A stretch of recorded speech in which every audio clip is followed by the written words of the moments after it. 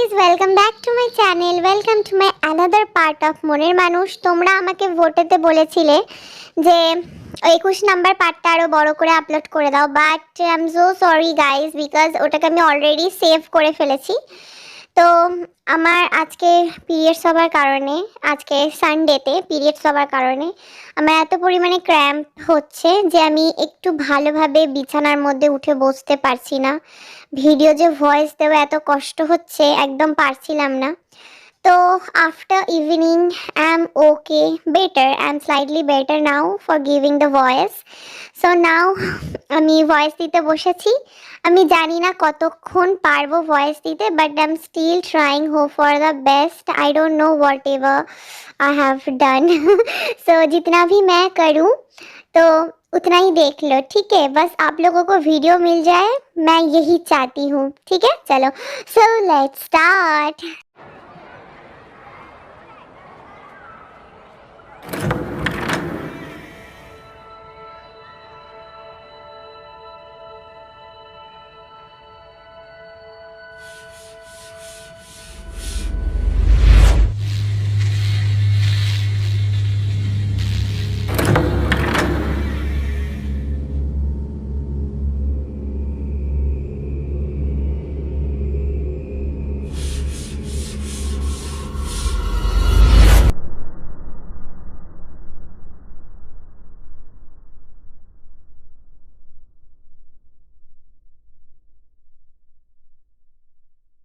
এবার আর পিছন ফিরে না তাকিয়ে সোজা জাংকুকের কেবিন থেকে বেরিয়ে আউটডোরের দিকে হাঁটা ধরে, কারণ জানে বারবার যতবার পিছু ফিরে জাংকুকের দিকে তাকাবে তার মায়াটা ঠিক ততটা পরিমাণে বেড়ে যাবে।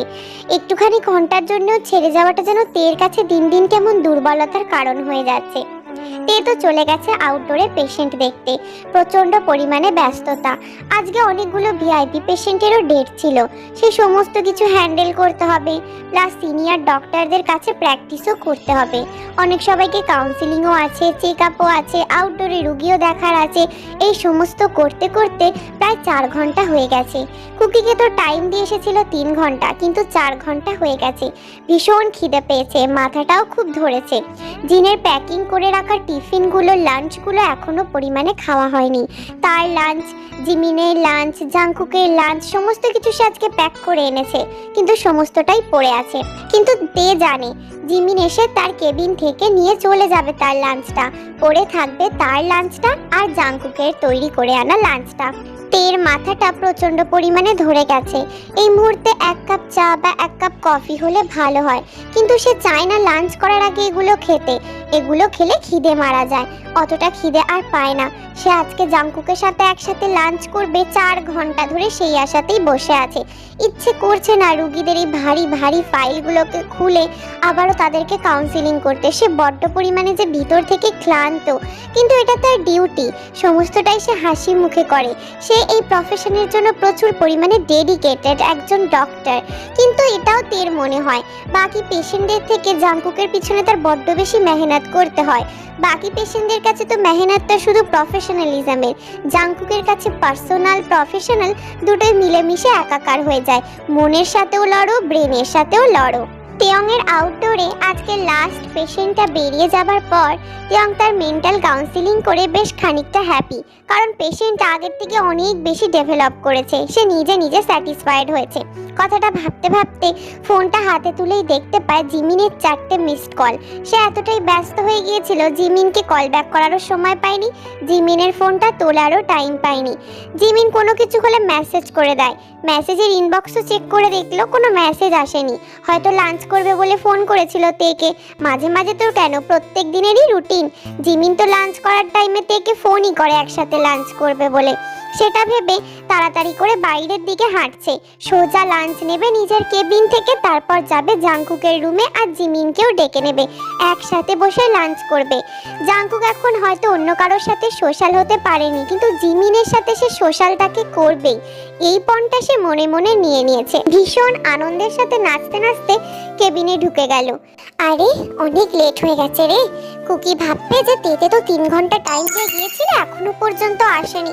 বেচারা কুকি মন খারাপ করে বসে থাকবে। কই বাত নেই, মাম্মা আজকে গাজরের হালুয়া দিয়েছে, গাজরের হালুয়া খাই একদম কুকির মন ভালো করে দেবো। আরে জিমিনুন্নি, হ্যাঁ জিমিনুন্নি নিজের লাঞ্চ বক্স নিয়ে চলে গেছে, ঠিকই ধরেছিলাম। তাড়াতাড়ি করে লাঞ্চটা নিয়ে সোজা গেল জাংকুকের রুমের দিকে, গট গট করে হেঁটে যাচ্ছে। হঠাৎ করে জিমিন তেকে লাঞ্চ বক্স দুটো হাতে নিয়ে জাংকুকের কেবিনের দিকে গটগট করে হেঁটে যেতে দেখে তাড়াতাড়ি দৌড়ে এসে বলতে যাবে, তার আগেই তে ঢুকে গেল জাংকুকের রুমে।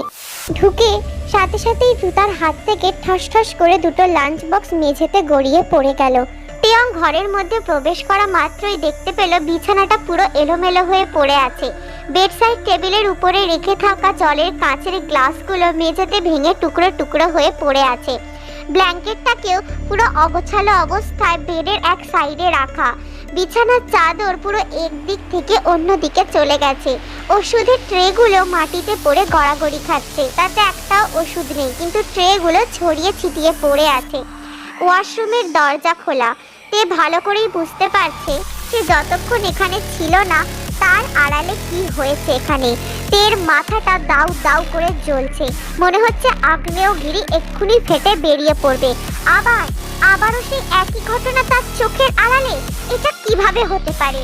তার সমস্ত রাগ গিয়ে পড়ছে হসপিটালের উপরে, জিমিনের উপরে। আরে জিমিন তো সবটা জানে, সে দায়িত্ব নিয়েছিল, তাও এরকম হলো কি করে? জাংকুক কোথায়? মিস্টার জাংকুক কোথায়? I want answer clear cut. What happening here? What do you guys think? Mister Jungkook কোথায়? যদি না আমি জেনেছি না এটা, আমি এটার একটা বিহিত করেই ছাড়বো আজকে। উন্নি তোকে আমায় উত্তর দিতেই হবে, জাংকুক কোথায়? এরকম চিৎকার চেঁচামেচি হবে জেনেই জিমিন ধর পড়িয়ে তের পিছনেই জাংকুকের কেবিনে প্রবেশ করেছিল। আরে তে তুই শান্ত হ, তুই আমার কথাটা শোন। জাংকুকের বাড়ি থেকে ইমার্জেন্সি ফোন এসেছিল, জাংকুকের মায়ের শরীর ভালো না, তাই মিস্টার জিয়নকে আমরা ছাড়তে বাধ্য হয়েছি। ওনার মা ওনাকে দেখতে চেয়েছে, তাই মিস্টার সুগা ওনাকে নিয়ে গেছে, আর সমস্ত কিছু ফর্মালিটি অনুযায়ী হয়েছে। আর তাছাড়া আমি তোকে 4 বার কল করেছিলাম, তুই একবার আমার কলটা তুলিসনি, কারণ তুই আউটডোরে বিজি ছিলিস। আমি জানি তুই বিজি ছিলিস, বাট তাছাড়া ডক্টর গংইউ সাইন করেছে, তাই ওনাকে নিয়ে যাওয়া হয়েছে জাংকুককে। আর তাছাড়া জাংকুক আর 1 মাস পর চলেই যেত। জাংকুক এই হসপিটালে বছরে আসেই তো 1.5 মাসের জন্য। What the hell, what are you talking about Unni? আমি তো আউটডোরেই ছিলাম না, খুব দূরে তো না। তুই চাইলে আমাকে ওখানে গিয়ে বলতে পারতিস, তুই আমাকে শুধুমাত্র কল করে দিলি। তুই জানিস আমি বিজি, তো অ্যাটলিস্ট ওখানে যাওয়া উচিত ছিল। I am this is not expecting from you Unni, I am not expecting it from you. আর তাছাড়া তুই এই হসপিটালের হেড, তোর উপরে কেউ কথা বলতে পারে না। You are the administrative head of this hospital. তুই আর মিস্টার সুগা নিজে থেকে আমাকে দায়িত্ব দিয়েছিলিস না মিস্টার জিয়ন জাংকুকের। ডক্টর গংওয়ার অ্যাপয়েন্টেড ছিল না, আমি ছিলাম জাংকুকের অ্যাপয়েন্টেড ডক্টর। তাহলে আমার সাইন ছাড়া জাংকুক রিলিজ হলো কিভাবে? কি করে হতে পারে আমার সাইন ছাড়া? বল, আনসার মি। দে, তুই আমায় অ্যাপয়েন্ট করলি না, জাংকুকের দায়িত্ব দিলি না, মিস্টার সুগার সম্মতি নিয়ে তুই এই কাজটা করেছিস, তাহলে ডক্টর গংউ কি করে সাইন করতে পারে? তে মাথা হেট করে ধপ করে সাদা অ্যাপ্রন পরিহিত অবস্থাতেই ফ্লোরের মধ্যে বসে পড়ে। ঠিক তখনই সেখানে হসপিটালের সবথেকে পুরনো ওয়ার্ড বয় তাড়াতাড়ি দৌড়ে আসে। তে ম্যাডাম, আপনি এই বানি নামক পেশেন্টটার কথা বলছেন না? ম্যাডাম যখন বানিকে আমরা ইনজেকশন দিতে ঢুকেছিলাম, ডক্টর গংইউর কথায় গংইউ স্যার বলেছিল যে করেই হোক ইনজেকশন দিতেই হবে। আসলে উনি আপনার নাম খুব জোরে জোরে চিৎকার করছিল, বলছিল আপনার নাম ধরে যে তেতে না এলে আমি কিছু করব না, তেতে না বললে আমি যাব না, আমি তেতেকে দেখতে চাই, আমি তেতের কাছে যাব। বাট গংইউ স্যারের আর জিমিন ম্যামের ইনস্ট্রাকশনস ছিল তেতে ম্যাম, তাই আমরা ওই কাজটা করতে বাধ্য হয়েছি। তবে এই যে পেপারটা যাবার সময় ওনার পকেট থেকে পড়ে গেছে, এই এই এই পেপারটাতে আপনার ছবি আঁকা, তাই আমি ভাবলাম যে পেপারটা আপনাকেই দিই ম্যাম। এই যে। তে ভাঁজ করা পেপারটা ভাঁজ করা অবস্থাতে নিজের হাতে নিয়ে চোখ বন্ধ করে মুখের মধ্যে হাত চেপে টস টস করে চোখ থেকে জল ফেলতে লাগলো। সে তার মধ্যে ক্ষমতা নেই এখন এই ভাঁজ করা পেপারটাকে খুলে দেখতে যে জাংকুক তার ছবি এঁকেছে। জাংকুক ছবি আঁকতে পারে, তাও আঁকলো কিনা তার ছবি? সেই মানুষটাই তো নেই চোখের সামনে থেকে, উধাও হয়ে গেল। ছলছল নয়নে সে হাঁটু গেড়ে যে মেঝেতে বসে আছে, সেই অবস্থাতেই লাল লাল দুটো অশ্রুজলিত চোখেতে জিমিনের দিকে তাকিয়ে আছে। জিমিনকে যেন সে কাঠগড়ায় দাঁড় করিয়েছে। জিমিন জানে এতে জিমিনেরও দোষ নেই, এতে তেরও দোষ নেই, দোষ তো পরিস্থিতির, আর তাদের হাতে কোনো কিছুই নেই। পুরোটাই সব প্রফেশনালিজম। সে হসপিটাল চালায়, তাকে সমস্ত কিছু মাথায় রাখতে হয়। এবার জিমিনের প্রচন্ড পরিমাণে ফ্রাস্ট্রেটেড লাগলো, বিরক্ত হয়ে গেছে। কি করবে সেই পরিস্থিতিতে? নিজেই নিজের হাত দিয়ে চুলগুলোকে পিছনে সরিয়ে দিয়ে কটমট করে সেই পুরনো ওয়ার্কার জ্যাকসনের দিকে তাকালো। মিস্টার জ্যাকসন, আপনি তো এই হসপিটালের সবথেকে পুরনো কর্মচারী। আমি আসার আগে থেকেও পুরনো কর্মচারী। আপনাকে কি শিখিয়ে দিতে হবে যে ভিআইপি পেশেন্টদের পার্সোনাল জিনিস আপনি এইভাবে হসপিটালের করিডোরের মাঝখানে ডক্টর থেকে দিচ্ছেন? এটা কি আপনার অজানা যে প্রাইভেসি এই হসপিটালে কিভাবে মেইনটেইন করতে হয়? আর তাছাড়া এই পরিস্থিতিতে কি এটা দেওয়া খুব জরুরি ছিল? আপনি কি এটা ডক্টর পেকে দেবার আগে আমাকে দেখানোর প্রয়োজন মনে করলেন না? মিস্টার জ্যাকসন, আপনি আমার থেকে বয়সে অনেক বড়, তাই আমি রেসপেক্ট রেখে আপনার সাথে কথা বলছি। দ্বিতীয়বার এরকম ভুল হলে রেজিগনেশন লেটারটা লিখে দিয়ে যাবেন। আমি এর থেকে আর বেশি কিছু বলতে চাই না, কারণ আপনি খুব ভালো করেই জানেন ভিআইপি পেশেন্টদের নিয়ে আমি কোনো রিস্ক নিতে চাই না এই হসপিটালে। Mind it. তে চল আমার সাথে। তে আই সেড স্ট্যান্ড আপ, চল আমার সাথে। কথাটা বলে জিমিন তের হাত ধরে হির হির করে টানতে টানতে নিজের কেবিনে নিয়ে গেল। উফ, এই নে নিজের চোখে দেখে নে বলে সজোরে একটা ফাইল জিমিন নিজের টেবিলেতে ছুঁড়ে তের সামনে দিল। তে তার ছলছল করা লাল চোখ নিয়ে সাদা ফাইলের দিকে তাকিয়ে আবারও সে চুপচাপ জিমিনের দিকে তাকালো। চোখ দুটো তার ছলছল করছে, কিন্তু জিমিনের তো কিছু করার নেই, তাকে তো তার কর্তব্য করতেই হবে। দেখ এই ফাইলটা কি আছে নিজেই দেখে নিতে। সমস্ত কন্ট্রাক্ট আমি ডক্টর বাহুকে সরিয়ে জাংকুকের ডক্টর হিসেবে আমি তোকে অ্যাপয়েন্ট করেছি, আর এক রাতের মধ্যে আমি সমস্ত পেপার ওয়ার্ক রেডি করিয়েছি। তো এটা ভাবলে কি করে যে আমি তোকে ট্রাস্ট না করে আমি অন্য কাউকে ট্রাস্ট করব? তো এক কথায় আমি রেডি হয়ে গেছি, আমি রাজি হয়ে গেছি, আমি সমস্ত ফর্মালিটি করিয়ে নিয়েছি। কিন্তু ম্যাডাম, আপনি সকালবেলা এসে একবারও আমার কেবিনে এসেছেন? আপনি তো জানেন যে পেশেন্টের দায়িত্ব নেবার আগে এই কন্ট্রাক্ট পেপারে ডক্টরকে সাইন করতে হয় ভিআইপি পেশেন্টের ক্ষেত্রে। তুই একবারও সেই কন্ট্রাক্টে সাইন করেছিস? আমি সমস্ত কিছু রেডি করে রেখে দিয়েছি। আমি আমার অ্যাসিস্ট্যান্টকে দিয়ে দুবার জাংকুকের কেবিনের ওখানে নক করিয়েছি। তুই ভিতরে ছিলি কিন্তু তুই বাইরে আসিসনি, যাতে তুই এই কন্ট্রাক্টে সাইন করিস। তো আমি ভেবেছিলাম তুই বাইরে বেরিয়ে করে নিবি, আমি আর গুরুত্ব দিইনি। আর তুই চলে যাবার পরেই তারপরে আমাকে মিস্টার সুগা কল করে এবং বলে যে ওনাদের মায়ের শরীর ভীষণ খারাপ, জাংকুককে দেখতে চায়, হাইপার হয়ে গেছে, অবস্থা খুব ডিটোরিয়েট করছে, জাংকুককে এক্ষুনি ছাড়তে হবে। তো যেহেতু জাংকুকের এক্স ডক্টর তখনও ডক্টর গঙ্গু ছিলেন, তাই ডক্টর গঙ্গু তোর জায়গায় সাইন করে দিয়েছে, তাই আমাকে ওনাকে রিলিজ করতেই হয়েছে। আর তুই খুব ভালো করে জানিস ভিআইপি পেশেন্টদের বিরুদ্ধে আমাদের কোনো কিছু করার থাকে না।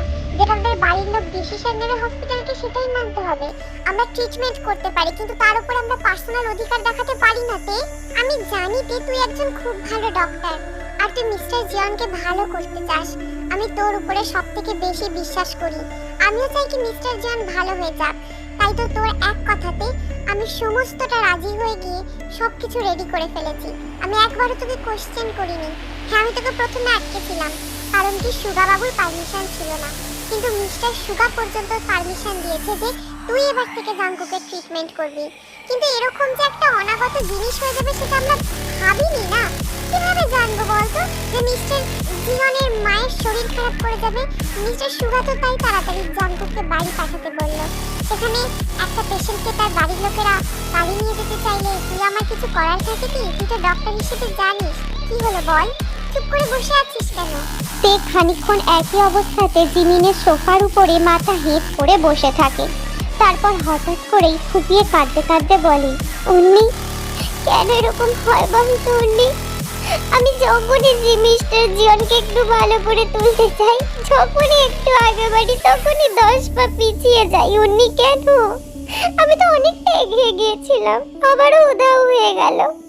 কেন এরকম হয়? কেন আমি না চেয়েও নিজেকে আটকাতে পারছি না উন্নি? সরি উন্নি, আমি জানি, আমি সমস্ত ফর্মালিটি জানি, কেন জানি না মাথা থেকে সব বেরিয়ে গিয়েছিল। তোর উপরে শুধু শুধু বারবার চিৎকার করি উন্নি, ক্ষমা করে দে আমাকে, ভুল আমি গেছে উন্নি। আমি কেন এরকম হয়ে যাচ্ছি উন্নি?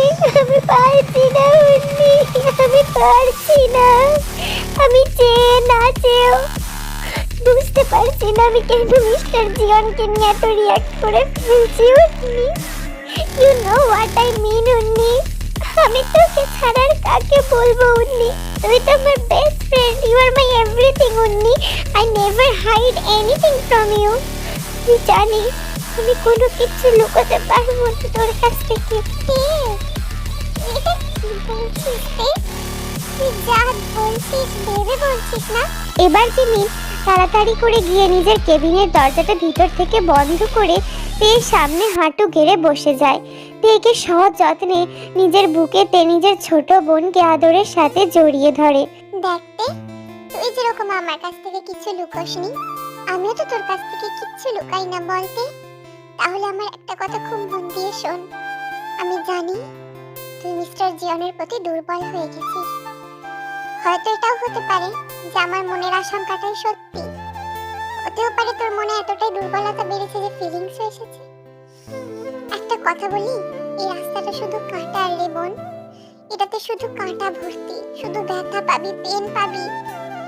এর কোনো মঞ্জিল নেই, এর কোনো অস্তিত্ব নেই, শুধু ক্ষণিকের সুখ, চিরকালের ব্যথা এটা। উন্নি, আমি একজন সাইকিয়াট্রিস্ট, আমি জানি মন কিভাবে কাজ করে। বসে নেই রে, হেরে গেছি আমি হেরে গেছি উন্নি। তুই তোর মাথার ঠিক আছে? আমার ভয়টাই সত্যি হলো। আমি তোকে হারে হারে চিনিতে। তুই বুক ফাটবে তবু তোর মুখ ফাটবে না। কিন্তু একবারও বড় পাপার মামুনির কথা ভেবে দেখেছিস? বড় পাপার মামুনি যদি জানতে পারে তাহলে ওদের কি অবস্থা হবে? এত বড় কথা তুই কি করে লুকোবি? তুই কিভাবে চলবি জীবনেতে? আমি আমি কিভাবে সামলাবো? আমি পারবো না তোকে কষ্ট পেতে দেখতে। তুই ম্যাচিওর তে, তুই এত বড় ডক্টর হবি ভবিষ্যতে, এখন এত ভালো ডাক্তার। তুই জানিস এর পরিণাম কি হতে চলেছে ভবিষ্যতে? আমি জানি, আমার বসে নেই রে, আমি হেরে গেছি Unni. I have no answer for your question. আমি জানি প্রেম এরকমই হয়, না দেখে অন্ধের মতন মানুষ ডুবে যায়। একেই তো প্রেম বলে হয়তো, যেখানে ব্যথা বেশি। কিন্তু তুই জানিস জিয়ন জাংকুক কে? তুই জানিস মিস্টার জিয়নদের ফ্যামিলির আসল পরিচয় কি? আমি তোর কাছ থেকে কোনো কিছু লুকোতে চাই না।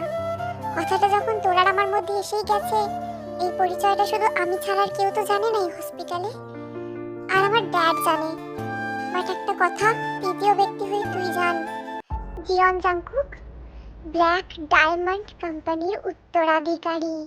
Black diamond? কি বলছিস শুনি? Black diamond? Yes, black diamond, যেটা আমাদের দেশের 70% স্টকসের ওন করে, যার 70% জিডিপিতে আমাদের দেশ চলে। আমাদের দেশে 30% ট্যাক্স এই কোম্পানি থেকে আসে। যদি এই কোম্পানি ডুবে যায়, আমাদের দেশের জিডিপি ডুবে যাবে এক অংশে। বুঝতে পারছিস ওনারা কোথায়? ওনারা স্টেক হোল্ডার, কংগ্লোমারেট, বিলিয়নিয়ার। দেশে বিদেশে প্রচুর ব্যবসা, প্রচুর। একটা সোজা ইংলিশ ওয়ার্ডে বলিতে, আমরা যদি আপার মিডল ক্লাস হই, বা ধরে নিলাম আমরা যদি রিচ হই, তাহলে ওনারা richest, one of the billionaire richest in the world. আমাদের ক্ষমতা যদি এই দেশে 10% থাকে, ওনাদের ক্ষমতা এই দেশে 90%, বুঝছিস? ওনাদের হাতি ঘোড়ার তুলনায় আমরা সামান্য একটা মশা মাছি। সাধারণ মানুষ তো দূরের কথা। তাও তো ধর, আমার ড্যাডের এত বড় হসপিটাল আছে, সোশ্যাল স্টেটাস আছে আমাদের। বড় পাপাও তো একজন নামকরা ডক্টর, তুই একজন নামকরা ডক্টরের মেয়ে। আমাদের একটা স্টেটাস আছে, কিন্তু ওদের তুলনায় আমরা কিচ্ছু নই তে, কিচ্ছু নই। আমাদেরকে গলা টিপে মেরে দিতে পারে, চাইলে এক ধাক্কায় হসপিটাল বন্ধ হয়ে যেতে পারে। তো পারছিস না তুই? দরকার নেই না, আমাদের ছোট্ট ফুলের বাগানকে নষ্ট করে কি দরকার যে? থাক না ওনারা ওনাদের মতো। কিন্তু উনি এত বড় কোম্পানি, উত্তরাধিকারের এই অবস্থা কেন? উনি, তোর মনে এই কোশ্চেনটা আসে না? কি করে জীবন জাঙ্কুক এরকম? এটা আমার মনে আসে, বাকি আরো 5 জনের মনে আসে। তুই একটা জিনিস দেখেছিস, ব্ল্যাক ডায়মন্ড এই কোম্পানি যারা চালায়, তুই কোম্পানির প্রেসিডেন্টের মুখ দেখেছিস, কিন্তু পিছনে মিস্টার সুগার কখনো দেখেছিস ক্যামেরায়? দেখিসনি। জিয়ন জাংকুকের মা মিস আইয়ুকে কখনো দেখেছিস? মিসেস আইয়ু, মিস্টার সুগা, এরা কোনোদিন ক্যামেরার সামনে আসেনি। আর সাধারণ মানুষ তো জানেই না যে ব্ল্যাক ডায়মন্ড উত্তরাধিকারের নাম কি।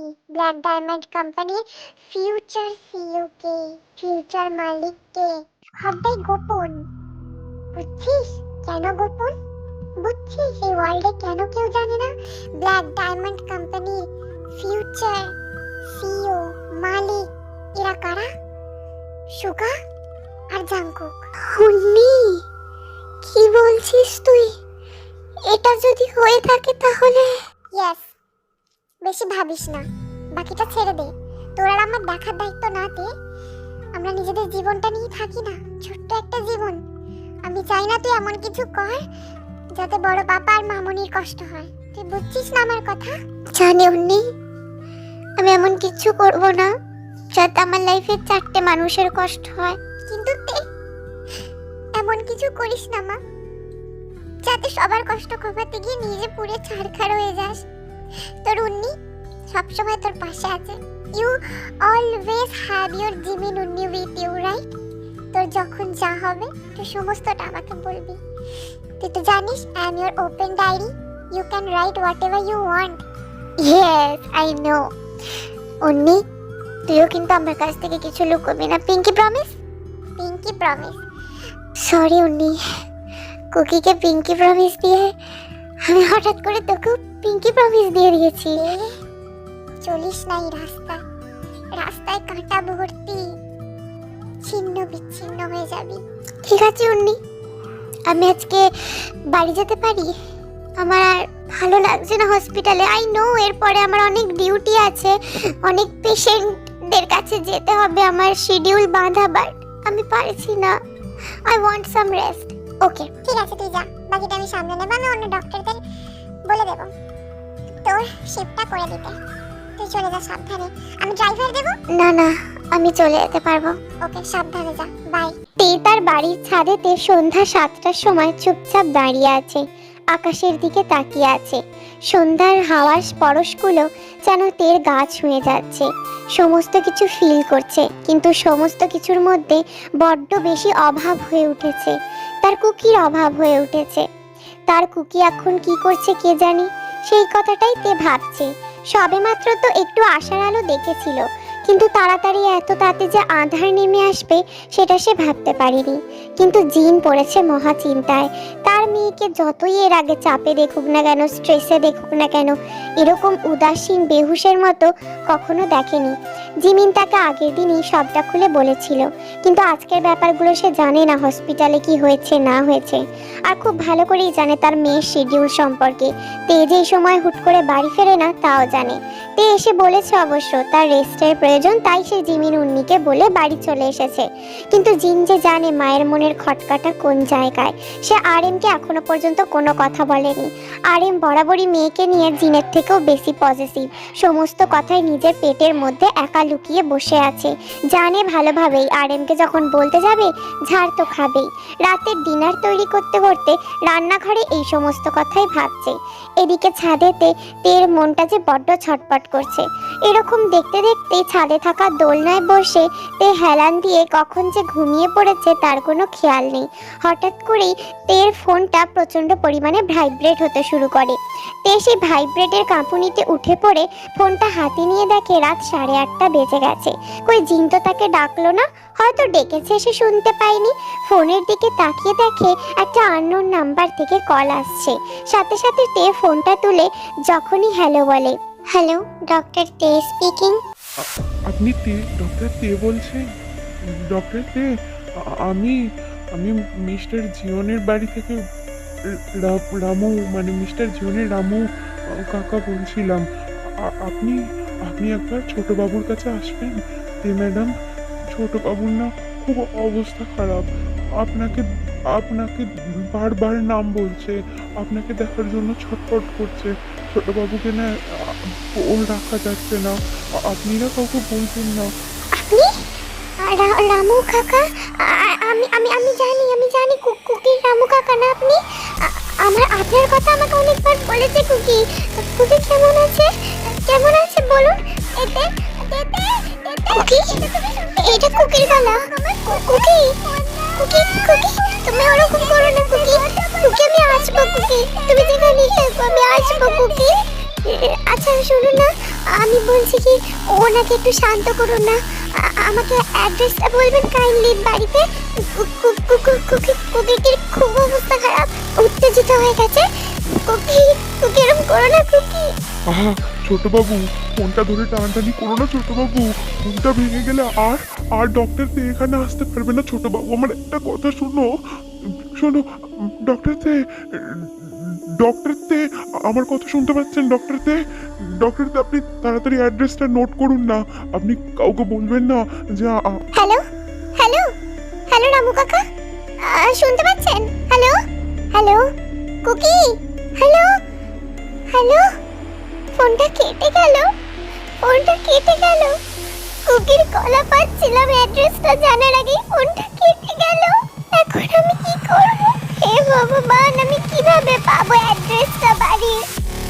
কুকি কত চিৎকার করছিল, না জানি কেমন আছে। সে জানে তার পক্ষে অ্যাড্রেস বের করাটা খুব একটা কঠিন হবে না, কিন্তু তাকে বুদ্ধির সাথে কাজ করতে হবে।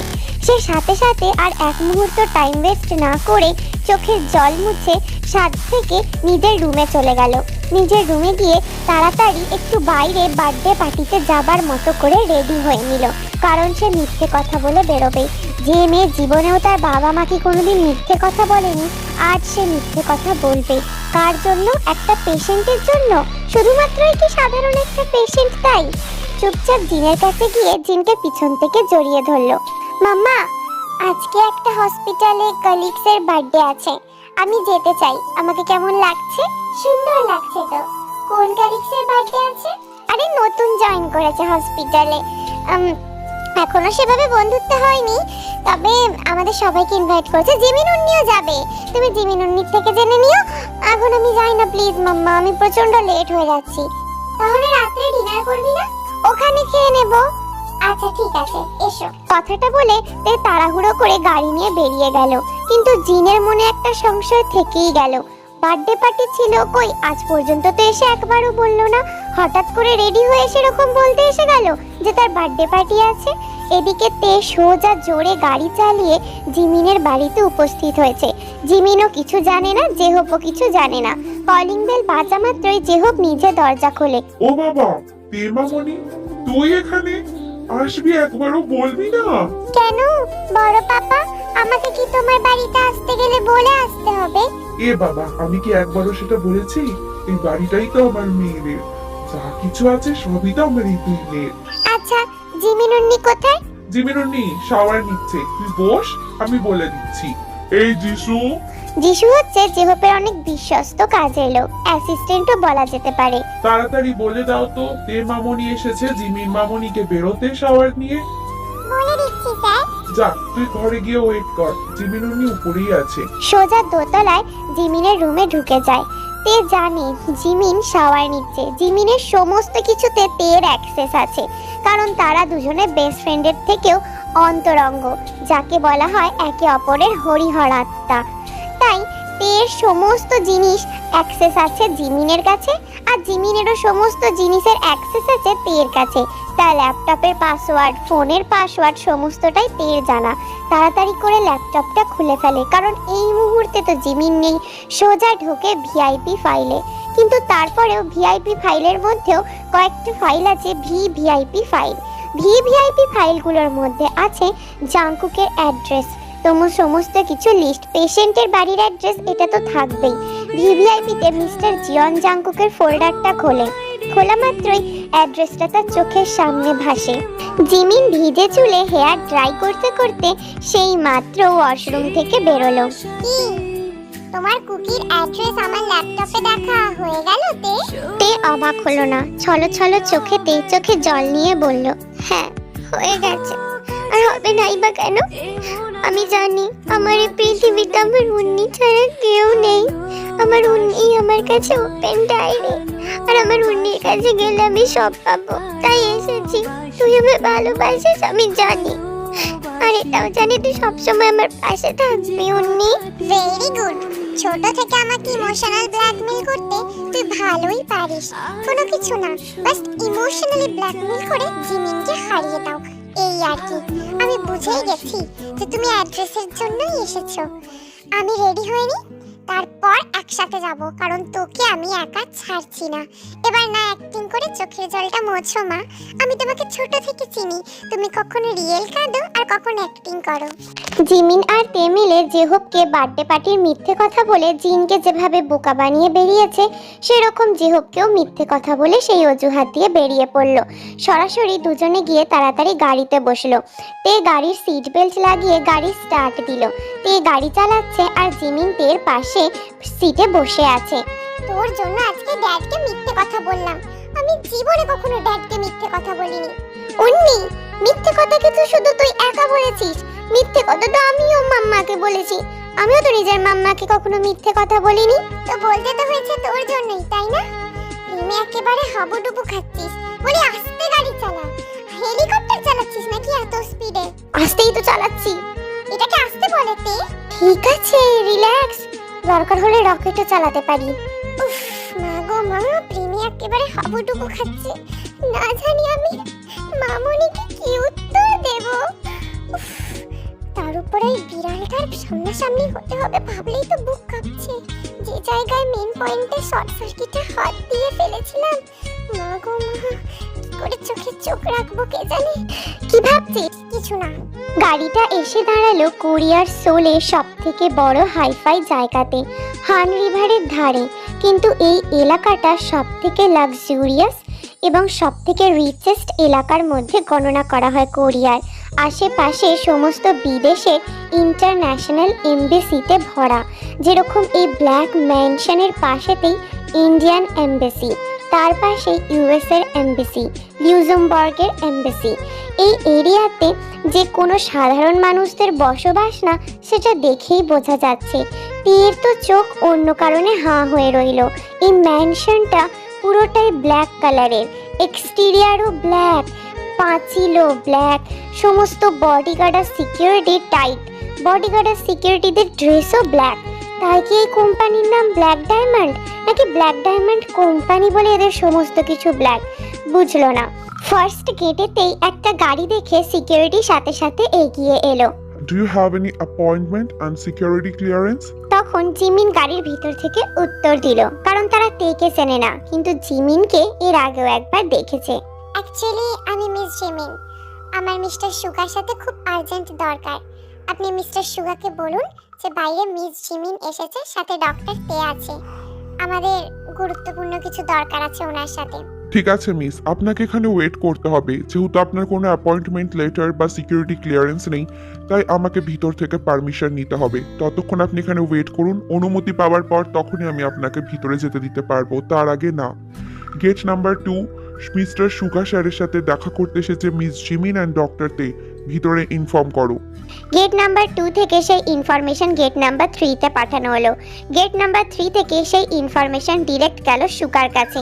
সুগার শোনা মাত্রই সাথে সাথে পারমিশন গ্রান্টেড করে দেয়, ভিতরে আসার অনুমতি জানিয়ে দেয়। এখানে 3টে গেট।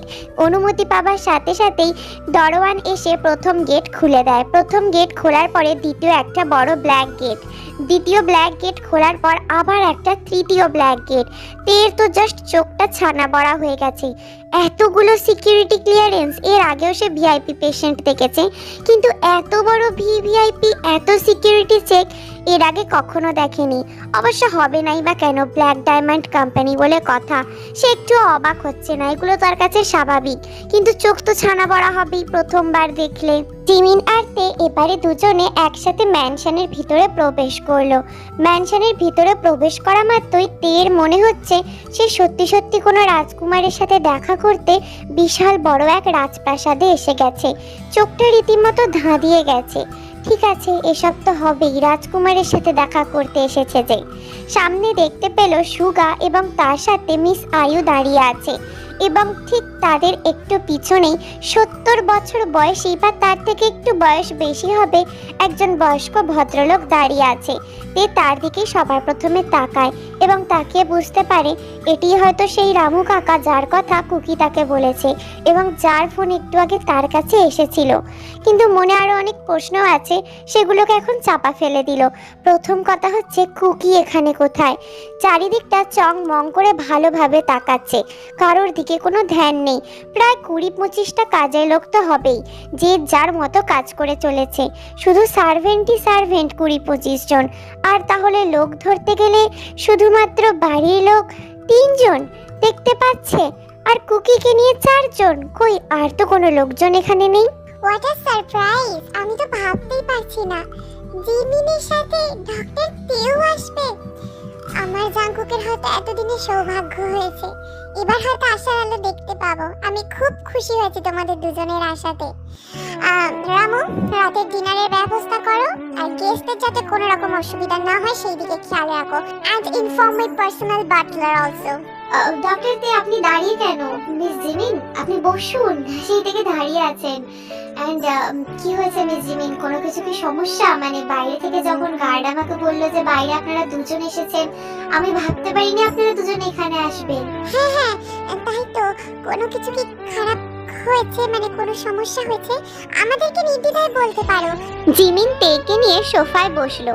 জিমিন জানতো এরকম প্রশ্নের সম্মুখীন হতে হবে। আদতেই তো সে একজন বিজনেস উইমেন, রাত দিন কত ভিআইপি ক্লায়েন্টদেরকেই এরকম উত্তর দিতে হয়, কত কত কথা বলতে হয়। তাই সে গাড়ির মধ্যে থাকাকালীন তার মুখের মধ্যে আর মাথার মধ্যে উত্তর বানিয়ে নিয়েই এসেছিল। কিন্তু তে এখনো চংমং করে চারিদিকে তাকাচ্ছে। রামু বলে লোকটা চলে গেল, কারণ আয়ু তাকে ইনফর্ম করেছে আর কিছু ইনস্ট্রাকশনস দিয়েছে। তাই এর মানে বুঝতে পারলো যে রামু কাকা এদের কোনো আত্মীয় বা নিজের লোক না। এই বাড়িতে হয়তো অনেক পুরনো একজন হাউস হেল্প বা সার্ভেন্ট, তার বয়স দেখে বোঝা যাচ্ছে। আর তার সাথে কুকির যে পরিমাণে অ্যাটাচমেন্ট, তার মানে তো হয়তো সে এই বাড়ির সব থেকে পুরনো। এদিকে জিমিন তো অত্যন্ত সিরিয়াসনেসের সাথে হাসি মুখ নিয়ে একদম প্রফেশনালিজমের টপ নচ দেখিয়ে ভুজুং ভাজুং দিতে শুরু করেছে। যেরকম জাংকুকের এই ট্রিটমেন্ট বাকি, ওই ট্রিটমেন্ট বাকি, হঠাৎ করে নিয়ে আসার জন্য ওগুলো কমপ্লিট হয়নি, আর তে সেই সমস্ত কিছু বাকি রাখতে চায় না।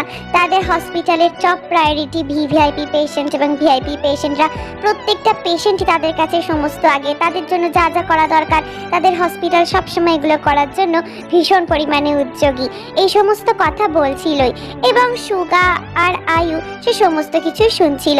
কিন্তু হঠাৎ করে তাদের কথার মাঝখানে তে বলে ওঠে, সরি, কথার মাঝখানে কথা বলছি বলে। আসলে মিস্টার জাংকুককে ডেকে দিলে ভালো হয়, কারণ ওনার কারণেই তো আমি এখানে এসেছি। তো ওনাকে সবার প্রথমে যদি আমি দেখতে পারতাম তাহলে আমার জন্য খুব সুবিধা হতো, আর ওনার জন্যও খুব ভালো হতো, যার জন্য আমার এত দূর আসা। এদিকে বাড়ির অন্দরমহলে লুকিয়ে থাকা রাজকুমারের কানে কে যেন এসে ফিসফিস করে বলল, ছোট বাবু, নিচে তোমার তেতে এসে গেছে, তাড়াতাড়ি যাও। তেতে? তেতে এসেছে? তেতে এসেছে? আমি যাব। তেতের কাছে যাব। আমি আমি আমি যাব তেতের কাছে, কেউ আমাকে আটকাতে পারবে না, কেউ না। আমি এক্ষুনি যাব তেতের কাছে। তেতে, তেতে কোথায় তুমি? জাংকুকের চোখ থেকে অঝরে জল পড়ছে, আর জাংকুক যেই পিছন ফিরে দেখেছে দুজন কালো কোট পরা সার্ভেন্ট তার দিকেই দৌড়ে আসছে, সে জানে তাকে ধরতে আসছে। সে এক দৌড় লাগিয়েছে উপর থেকে নিচে নামার জন্য, কাঁদতে কাঁদতে রীতিমতো পাগল ছোট ছেলের মতো দৌড়চ্ছে। তেতে, তেতে,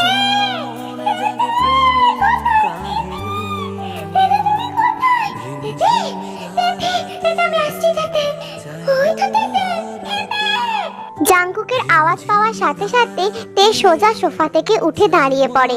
সাথে সুগা, জিমিন, আয়ু তিনজনেই সোফা থেকে উঠে দাঁড়িয়ে পড়ে। পিছন ফিরে তাকিয়েই দেখতে পায় বা বড় রাজপ্রাসাদের দুটো সিঁড়ির মধ্যে থেকে একটা সিঁড়ি দিয়ে দৌড়ে তার কাছে ছুটে আসছে। কুকি, কুকি, কুকি, আমি আসছি কুকি, ওভাবে দৌড়িও না, পড়ে যাবে কুকি। এবার এক দৌড় লাগালো কুকির দিকে। সে আর নিজেকে স্থির রাখতে পারলো না, সেও এক দৌড়ে গিয়ে দুটো হাত বাড়িয়ে দিল কুকির দিকে, আর তার কুকি চোখ বন্ধ করে তার বাহুর মধ্যে ঝাঁপিয়ে পড়লো। দুটো মন, দুটো দেহ যেন ক্ষণিকের মধ্যে মিলন হয়ে গেল। দুটো আত্মা যেন পৃথিবীর এক প্রান্ত থেকে অন্য প্রান্ত ছিল, কিন্তু এখন সেই দুটো আত্মার যেন মহামিলন হয়ে গেল। কুকি এমন ভাবে জাপটে থেকে ধরেছে যেন মনে হচ্ছিল অক্সিজেনের অভাবে সে দম বন্ধ হয়ে মারা যাচ্ছে। আর তেরও ঠিক তাই। তেরও মনে হচ্ছে সে যেন তার পুরো দুনিয়াটাকে তার বাহুর মধ্যে সুরক্ষিত করে শক্ত করে জড়িয়ে ধরে দাঁড়িয়ে আছে সবার চোখের সামনে। এখানে একমাত্র সুগা আর জিমিন এই দৃশ্য আগে দেখেছে, আয়ুও দেখেছে, কিন্তু বাকি চাকর বাকরেরা, বাকি সার্ভেন্টরা আর কুকির রামু কাকা তারা তো এই ধরনের দৃশ্য আগে দেখেনি। তাদের তো চোখ, নাক, মুখ, সারা শরীর থরথর করে কাঁপছে এই রকম দৃশ্য দেখে। আকাশ থেকে পড়ছে, মনে হচ্ছে মাথার উপরে ঘন ঘন বাজ পড়ছে। এইসব কি হচ্ছে? এই বিরল দৃশ্য কি আদৌ সম্ভব ছিল তাদের চোখের সামনে দেখার? এইদিকে সবাই হাঁ করে যখন তাকিয়ে আছে, এই দুটি প্রাণী শুধু নিজেদের পৃথিবীতে ব্যস্ত। তেতে, তুমি হারিয়ে গিয়েছিলে তেতে, তেতের আমাকে তোমার কাছ থেকে এখানে নিয়ে চলে এসেছে তেতে, তেতে, তেতে, তেতে, তুমি এখানে আসবে তেতে, আমি জানতাম। আমার তেতে আমাকে পিঙ্কি প্রমিস করেছিল তেতে। এসে গেছি তো কুকি, আর কাঁদতে হবে না, কথা দিয়েছিলাম না, কোথাও ছেড়ে যাব না। যেখানেই থাকো না কেন, পৃথিবীর যে প্রান্তেই থাকো না কেন, তেতে তোমার কাছে আসবে। আর আমি এসে গেছি। আর যাবে না তো তেতে, আর যাবে না তো? আমি তোমাকে যেতে দেবো না তেতে, আমি যেতে দেবো না আমি। আচ্ছা চুপ চুপ, শান্ত হয়ে যাও কুকি, শান্ত হয়ে যাও। আমি যাব না, আমি আমার কুকিকে ছেড়ে কোথাও যাব না। কুকিকে নিজের বাহু দ্বারা এতটাই শক্ত করে আবদ্ধ করে রেখেছে যে তে খুব সহজেই বুঝতে পারছে কুকির হৃদয়ের হৃদস্পন্দন অত্যন্ত অস্বাভাবিক মাত্রায় ওঠানামা করছে, কারণ সে প্রচণ্ড পরিমাণে হাইপার এক্সাইটেড হয়ে গিয়েছে। এটা কুকির শরীরের জন্য প্রচণ্ড পরিমাণে ক্ষতিকারক। তাই সে অ্যাজ আ ডক্টর কুকিকে শান্ত করার জন্য কুকির পিঠের মধ্যে হাত বুলোতে থাকে। কুকির পিঠেতে মাঝে মাঝে হালকা হালকা ক্রিজও করতে শুরু করে। কুকি, আই এম হিয়ার না, আমি এসে গেছি। এবার কেউ আটকাতে পারবে না। যে আমাকে আলাদা করতে চাইবে তাকেই আমি পানিশমেন্ট দেব কুকি। আমার কুকিকে কষ্ট দেওয়া, আমি সবাইকে বকবো, সবাইকে। কেউ আমার বকুনি থেকে বাঁচবে না। আমি সবাইকে বলেছি, সবাইকে, কি তেতের কাছে যাবো, তেতের কাছে যাবো, তেতেকে ছাড়া আমি মরে যাবো। কেউ আমাকে যেতে দিচ্ছিল না, আমাকে বেরোতে দেয় না। তেতে, তুমি কোথায় হারিয়ে গেছিলে তেতে? আমি খুব ভয় পেয়ে গেছিলাম, আমি খুব ভয় পেয়ে গেছিলাম তেতে। কুল কুকি, কুল ডাউন, আমি এসে গেছি না। আর একটাও কথা না, দেখি মুখটা। সোনা ছেলে তুমি, তোমার চোখের জল আমি মুছিয়ে দিলাম, আর যেন চোখ থেকে একটাও জল না পড়ে। কি আমার কথা শুনবে তো? তেতে তোমার সাথে দেখা করতে এত দূরে এসেছে, পিঙ্কি প্রমিস রেখেছি। এবার তুমি আমার পিঙ্কি প্রমিস রাখো, তুমি আর চোখ থেকে জল ফেলবে না। তেতে, তেতে, তুমি আমাকে গিফট দিয়েছিলে না, গিফট দিয়েছিলে তুমি আমাকে, তুমি আমার কথা রেখেছো। আমিও তোমাকে গিফট দেবো দিদি, আমি অনেক অনেক গিফট দেবো তোমাকে। আমার দিদির গিফট। কুকি কি করছো কুকি? গিফট দিতে দে, তোমার গিফট এরকম গিফট দেয় না। তাড়াতাড়ি করে তে নিজের হাতটাকে কুকির ঠোঁটের মধ্যে চেপে বসিয়ে দেয়। চুপ, এখন আর গিফট নয়, ঠিক আছে? এখন ভালো ছেলের মতো আমি যা বলবো তুমি তাই শোনো, ওকে কুকি? সুগা, এটা বানি কি করলো সবার সামনে? I don't know mom, oh my god. Miss Jimin. জিমিনের মুখেও বিস্ময়ের ছাপ। সে কি বলবে কি করবে কিছুই বুঝতে পারছে না। তিনটি প্রাণীর একই অবস্থা, তার সাথে যত সার্ভেন্ট ছিল সবারই প্রায় এক অবস্থা, শুধু হাসি ফুটলো একজনেরই মুখে। কবে কোথায় তোমায় ডেকে বলবো যে মনের কথা,